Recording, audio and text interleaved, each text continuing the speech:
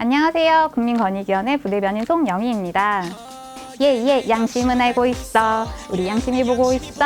나 스스로에게 부끄럽지 않도록 올바르게 행동해야 해. 갑자기 웬 노래냐고요? 2021년 성령 콘텐츠 공모전 노래 부분에서 대상을 수상한 박하선 씨의 내 마음의 CCTV라는 노래인데요.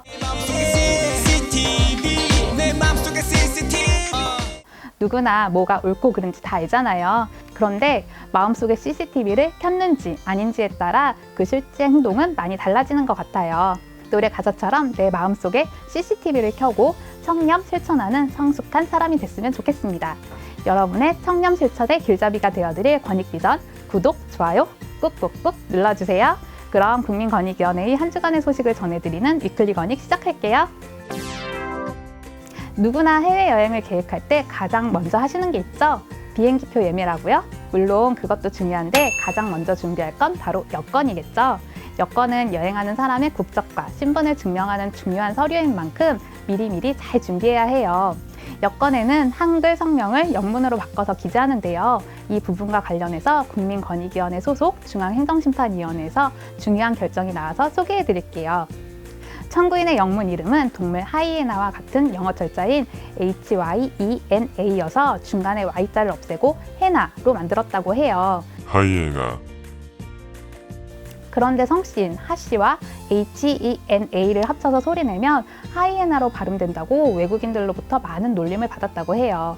그래서 여권의 유효기간이 만료된 후 새로운 여권을 만드는 과정에서 영문 이름을 변경해달라고 신청했으나 외교부에서 거부했다고 합니다.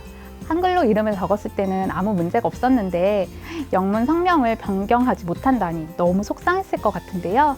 중앙행정심판위원회가 청구인의 속상한 마음을 속 시원하게 해결해줬습니다. 한글 성명을 영문 성명으로 바꿨을 때 영어 발음상 혐오감을 준다면 여권에 대해 신뢰도를 저하시키지 않는 범위에서 영문 이름 변경을 허용하는 것이 필요하다는 결정을 했습니다.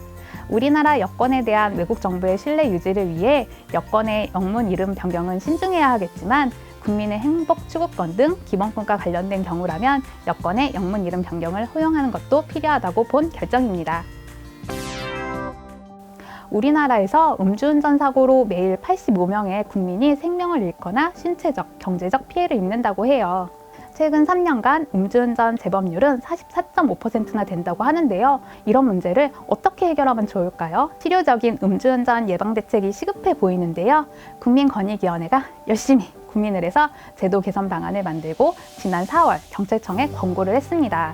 위원회가 권고한 제도 개선 방안의 주요 내용은 위반 정도에 따른 기간별 차량 시동 잠금 장치 설치 의무화, 의무적 음주치료 제도 도입 등인데요. 국민권익위원회가 권고한 음주운전 차량의 시동 잠금 장치 설치 의무화 방안이 내년부터 시범 운영된다고 합니다. 차량 시동 잠금 장치란 운전자가 차량에 설치된 음주 측정기를 이용해 호흡중, 알코올 농도를 측정하고 규정치를 넘을 경우 엔진이 시동하지 않도록 하는 기계적 장치를 말하는데요.